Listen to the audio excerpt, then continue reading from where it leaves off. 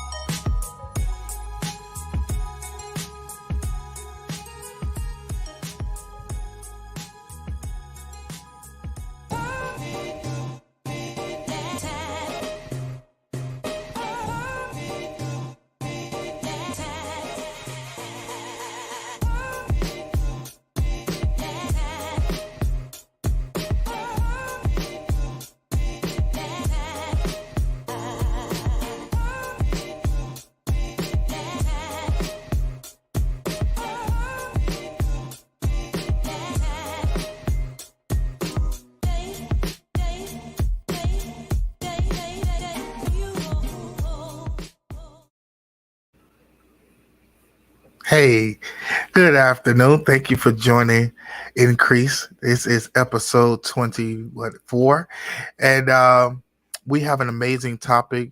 I want to give you guys some tips on when to scale your business.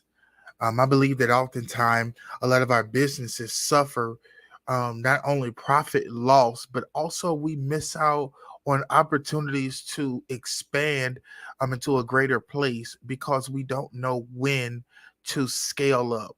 You know, the time of being the Lone Ranger in your business, has come and gone, and it's truly time wherein you start really making some really good money, right? Because that is truly the name of the game.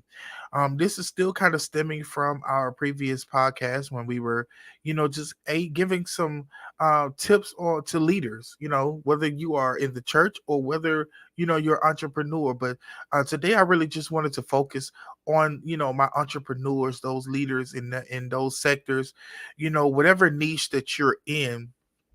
I want to make sure that I am giving you the game. I want to make sure that I am giving you the information that is needed so that you guys can scale your business. One of the tips that I try to share with people, and this is something that you can write down, is that you need to know your numbers. I say that all the time, but you really and truly, you need to know your numbers. You need to know, what are your sales numbers? How many units are you selling? What are your popular items that that you're selling, or even if you have you provide a service, right? So what are the areas that you find your services being at the most? What region, what particular area, what caliber of people are using your services? And so that's one of the tips, is that you need to know your numbers, because your numbers is what tells you exactly when it's time to scale up in whatever department, or when it's time to scale down and even get rid of some items. When you think about some of your biggest clothing stores, retail stores like your Bloomingdale's, your JC Penney's, you know, you really have to look at, okay, there were items that they used to sell that they no longer sell anymore, and that's because they start looking at the numbers, and a certain number of certain units aren't being sold for its particular product. Then they got rid of it. There was no use in wasting resources and space for items that's not moving, right? So you want to look into your numbers. My entrepreneurs, you may even be doing hair and nails or whatever.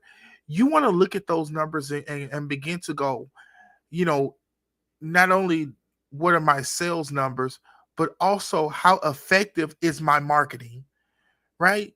Everybody's not good at social media. You may need to hire somebody to do that. You may not be good at, the presentation of doing like a commercial, or any of those, any kind of flyers. So then you might want to hire someone to do those things. You want to make sure that you are putting out quality marketing, because your marketing sooner or later is going to become a larger portion share of how you make your money, right? Part A small percentage is the actual work. The majority of it is your marketing. Because let's be honest, right? McDonald's food isn't as great as it used to be, but they have impeccable marketing. Home Depot, you may be able to find many of the items that you see in Home Depot in different places, but their marketing is impeccable. A lot of people, they really don't put the understanding into the marketing, because once you get your marketing down pat, and that means knowing your target audience, that means making sure that your target audience is seeing your content, your flyer, your information at the time in which they are moving about, that they are on social media, that they're watching the news or listening to the radio, or even this podcast, that they are getting your information. But once the marketing has won them over, now it's time to step into branding. Now it's time to make sure that you set such an impression on their mind, that every time they think about a certain product or service, they think about you first before they think about anybody else. If I was to say, "Can you hear me now?" What's the first thing you think of? Verizon. If we were to talk about trash, for instance, you would think of what? Waste management. If you were into heavy equipment, you would think of rentals. If you were thinking, if I said, um, rental cars, you would think of Hertz. You would think of dollar or budget. You start associating certain names with the company. I was gonna say product, but the company. And so you want your name to be associated, the name of your business to be associated with that particular niche. And so my second tip is that you got to be hungry for your particular niche. You got to find yourself like a shark. You got to find yourself devouring your niche wherever you are, because being passive, though it does pay the bills, right? It's not bringing your name into, or bringing your brand into its full focus, its full bloom.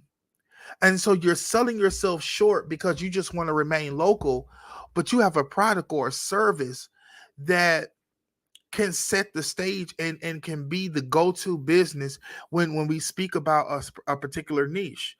So just like even now, when you think of podcasts, even if you agree with him or you don't, you think of Joe Rogan. You think of him and his podcast because of the controversy. You may like his content. You may like, the way he's able to do interviews. You may even just like the mere fact of, what he represents as a person. But he did such great in marketing that he was able to build a brand that mirrored it. And now when you think of a podcast, he's one of the people you think of first. So some of the tips is, know your numbers. Secondly, begin to look at your marketing. How effective is your marketing? Sometimes we overutilize certain tools, And because we do that, we overutilize tools. We don't saturate the market, but what you end up doing is stretching yourself too thin. I was sitting with some marketers, and I was sitting with individuals who are in digital marketing, and they were just sharing with me. They was like, "Al, a lot of times people try to master more than one social media site. They want to be on the TikToks, they want to be on Instagram, they want to be on Facebook, they're trying to be on LinkedIn, they're trying to be everywhere. But if they just master one, then they can begin to just share that one content throughout all of them. But their main focus is on one particular social media. I think sometimes even on our website it's so confusing because you have your funnels, and then your funnels lead to so many other different websites, and it's so much pop-up ads and flashing lights and music going and testimonials that people get lost in the sauce. And so when they get so they have to go through so much that they just click off of it and go somewhere else. There's a saying, less is more, and less a lot of times is more. A lot of times people just want to get in and get out. They know what they want. They know the product. They know the service. They just want to get it and get out. Then you have others who are, they need a little bit more convincing. So you want to, again, here's your marketing. Excuse me. You want to know your niche, know your customer, know the caliber of people who you're trying to attract for your product or service. Because again, as an entrepreneur, the name of the game, especially after you've gotten started, is to begin to work yourself out of different tasks and jobs so that you can focus on the creativity, the growing of the brand, you know, really opening yourself up to other markets that typically in the beginning you wasn't able to do. And so I think a lot of times we overlook those small nuances in our business, because we're just happy that we have a business. And especially, to my people who are very creative, you're creative in crafts, or you're making shirts, or you're a shoe designer, or you make jewelry. You really want to know your product and know exactly who you're trying to market to. So as you're working, right, you've gotten started, you've had your business for a couple of years. Now it's time to do an assessment. It's time to do an audit. Not only do an audit of your business, it's time to do an audit of yourself. Now I know, you're top of your game. You have everything worked out, but it's sometimes you need to do an audit even of yourself. How did I perform as an entrepreneur the past 6 months, 9 months, year, 2 years, 3 years, 5 years, wherever you are in your business? You got to begin to audit yourself. Not only how did you perform, what were those areas where you wasted time? What were areas where you thought, well, maybe I needed this, and you bought this piece of equipment, but you very seldom use it?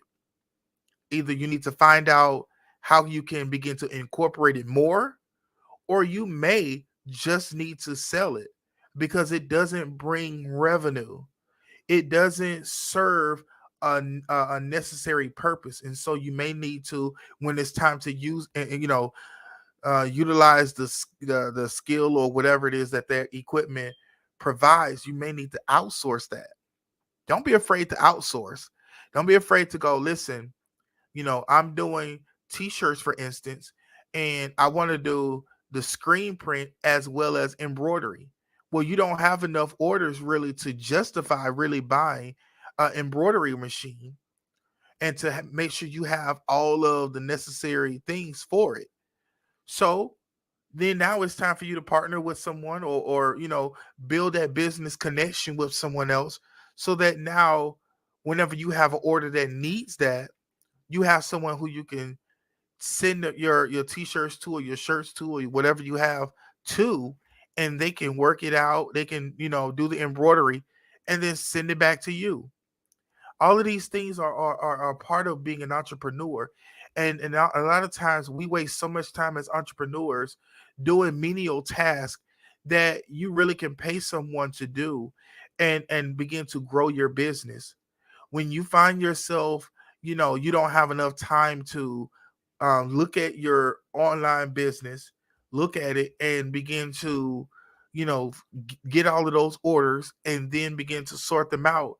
Then it's time for you to, to scale up and get a virtual assistant. Maybe they look at, the orders and everything. Maybe they're the ones who answer emails. Then, you may need to, hire them just to handle certain customer support, wherein there may be an issue with lost items or, things of that nature. But working yourself out of that position, because here's the thing that you don't realize is that you think that you're saving money because you're doing it yourself, when in actuality what's taking place is you're losing money because there's customers that you could be servicing, but you have to stop, look at your email, let's see what's going on, try to track down where the item is. After you track down where the item is, figure out a way so that that item can get to the customer in a timely fashion. Or if you can't find it, now you have to find a way or figure out a way that you're either going to compensate them on by reproducing it and sending it to them, or refunding their money. But all of that time that you spent just doing that for one customer, now you have five other customers who, they're waiting on their order, and you have yet to work on it because you're doing that. So the timing of scaling is not just the overall your business, but in certain departments you may need to scale up in your marketing. You may need to scale up as far as people helping you work. You may need to hire someone part-time that just work on Friday and Saturdays, just because you have such a redundant order, and that they could just help you to do those things, and you pay them a little bit and move on. Scaling your business is not the end all of your business, but what it really shows is that your business is mature and that it is growing, and that it's time for you to allow your baby. I know that, you put your blood, sweat, and tears, you've gone into debt for, you possibly gotten investors, or you have a bank loan. And so the fear of scaling up and then it not working is very scary. It's a risk. But guess what? You took the risk when you started a business in the first place, and look at you now. You're prospering and you're growing. Well, you may find yourself being stagnant. You're like, well, hey Al, listen, things are not working out. I have these dry seasons where, I'm very busy, but then I find that there are times when I'm not. I don't know what to do. How can you help me in those times? So then you need to ask yourself, okay, what are those seasons that you find yourself going through a dry spell. I can tell you that those of you who get your product from overseas, maybe from China, I know that during Chinese New Year, nothing is coming out of China. They're not doing anything for an entire week. So many manufacturers are trying to, and content creators are trying to get all of their items and over order, because they know during the week of of Chinese New Year they're not going to be able to get anything. So you want to make sure that when you're looking at, when you're doing your audit of your business, and you say, well, listen, man, Al, this is just a dry season. Find out what's going on within your area. Begin to look at again, look at your customers and begin to find out, okay, well, maybe, if you run a cleaning service, and typically, your biggest money makers are your Airbnbs, and so there's a particular season where you don't have anyone to really clean, or nowhere to clean. Okay, so now during those drought seasons, now it's time for you to begin to shift and pivot your business and start looking at maybe doing commercial. Maybe even begin to call and check in with like local hotels and inns and things, and those particular areas, and begin to partner with them. Hey, maybe because they may be overrun, and they don't want to hire seasonal help, but they can outsource maybe a couple of floors to your business so that you can begin to make money during those dry seasons. And during those seasons, your workers are still being paid the same wage. They may take a little bit less, but at least they're still working and they're able to pay their bills. You're able to pay yours. So that is my suggestion to you, is to really look at your audit and begin to understand your numbers. And it's not that you don't know how to do, it's not that, it's the bottom has just fell out, but it's really about, okay, how can I take this negative and make it positive? How can I take what I have in front of me and make it work out? You know what I mean? So, as an entrepreneur, you're always looking in those areas to stretch and to grow and really begin to take your business to the next level. I play a game on my tablet. I used to have it on my phone, but I play it on my tablet. And I'm not going to tell you the game because I'm not, I'm not sponsored by them, but I play the game because I love the way it breaks down entrepreneurship, because you don't just scale up just because you have the money in the bank. You scale up because you have the clientele to back it up, or that you're at a place within your business wherein when you scale up, it's going to open up more funding for you, or it's going to open you up to another level or another bracket of people, caliber of people. And so I play it and it's kind of fun, and I start laughing at myself because I look at how typically when I first started playing it, I was losing money. And so it got to the point where I would be in the negative. And so you have to lay people off and fire them or whatever. And then all of a sudden, when money became good again, I could, and I did other upgrades, then I was able to sustain my, my employees. And so that's what I want to share with you guys, is that some of the tips of scaling is not only knowing your number. Here's another tip for you, and that is, when you are at a place where you are starting to bring in revenue that is in excess of $10,000 and greater, and you're starting to look at becoming an S corp, which again is opens you up to another tax bracket, and it allows you to write off more things, and it gives you access to tools in the tax arena that you typically didn't have before. Here's what I want to share with you that you need to do when you get to that place, is now you need to hire not an accountant, but you now need to hire an individual that does not tax preparation, but tax planning.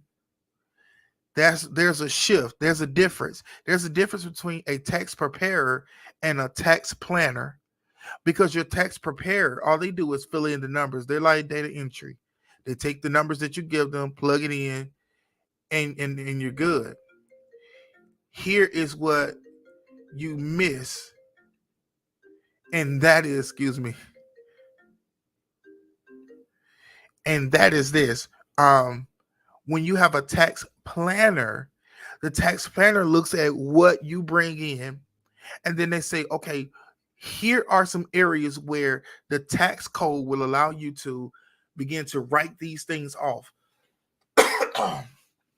Here are some things that will open up your some revenue. Here's some areas where you need to purchase this, or you need to purchase something so that you can offset your taxes to reduce the amount of taxes that you pay, because you are an S corp or you are a C corp, and so because of that, and the revenue that you bring in, you're going to be paying a lot more in taxes than if you did this and did that.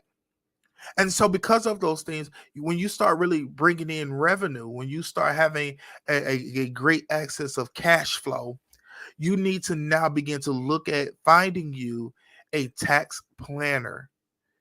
There's so many things that people don't even realize as a business owner. that you can legally place on your taxes, because it's not even about um oh well, I can't do this because I can't write this off because you know this is something personal. You gotta understand the law and how it's written. And it's not and it's really written in a way that says, if you write it a certain way and you do things a certain way, these things are able to be done and be used. And so again, talk to a tax planner and they'll begin to reveal to you, you know, the benefits of having a pet.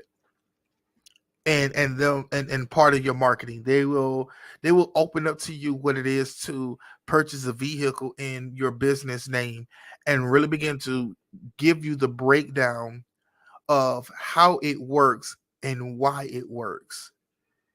A lot of times we see these various reels and clips on social media, but they never go into detail as to how these things are done and the proper way of doing it so that you won't be audited.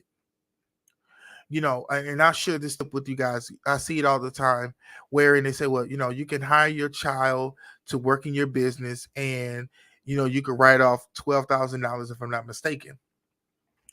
But you have to hire them, and they need to be an employee. So that means what you really need to do is write out the description of their job. What is it that they do? You need to keep a ledger of when they go to work, how many hours they've worked. You need to make sure that when you're paying them, that you write your child a check.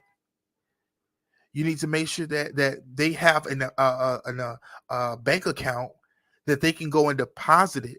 Why? Because you want to cover your tail when it comes to dealing with finances.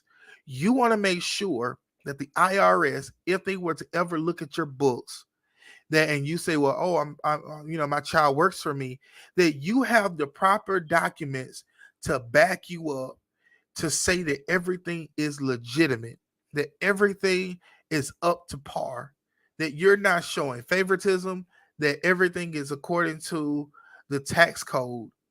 Because the moment that you don't have that stuff is the moment that you're going to find yourself being audited, and they're going to go through everything you have.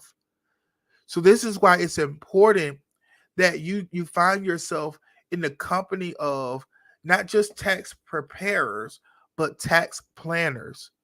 When you trying to find out, when should I scale my business, you need to ask yourself this question: is the task that I am doing keeping me from reaching more customers, or is it giving me access to customers?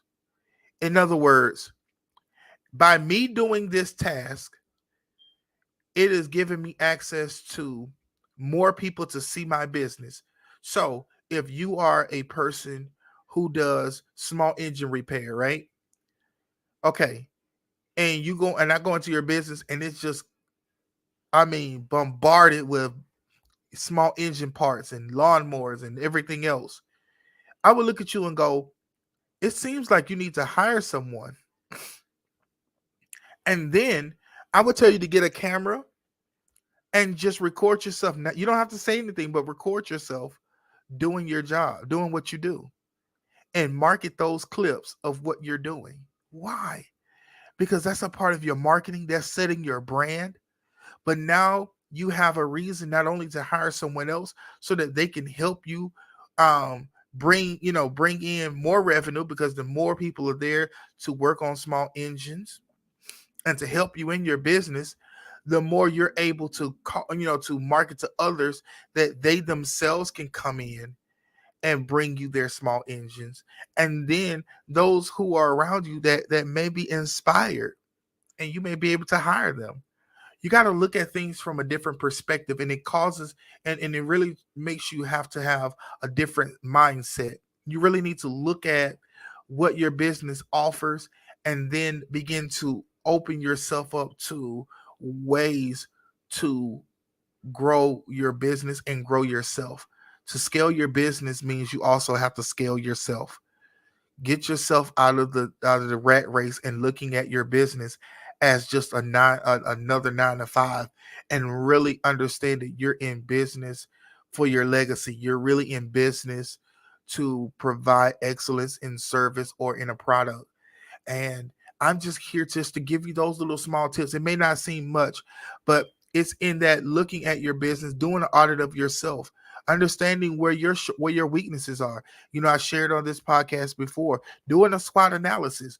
Really look at your strengths, look at your weaknesses, look at your opportunities, and then look at your threats. There are areas in your business that you just are not good at. And no matter how much studying, or no matter how much of a coach or teacher that you will have, that's just not what you're good at. And so hire someone to do that portion or those things. And then you focus on what you're good at.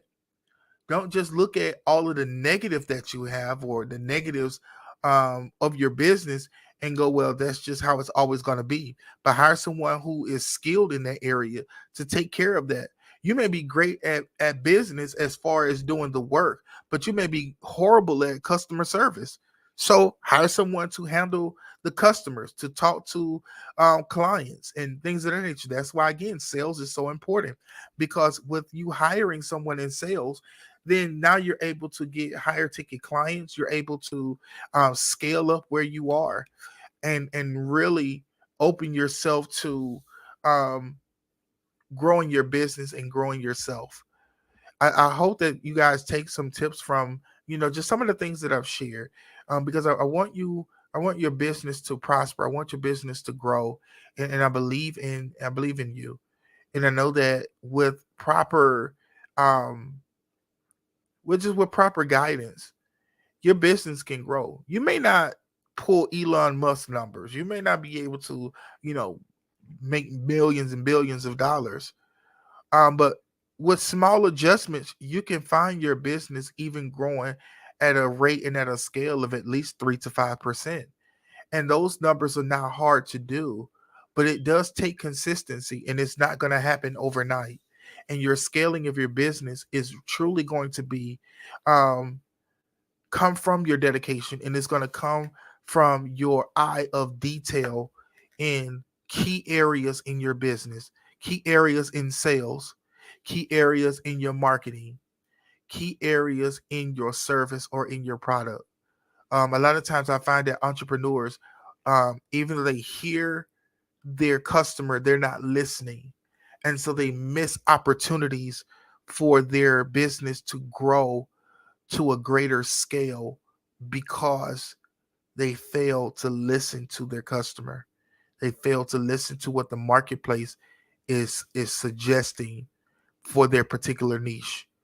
So I hope you guys have an amazing day. I hope you take these small little tips with you, and that you're able to grow your business exponentially, and you have a great, great weekend.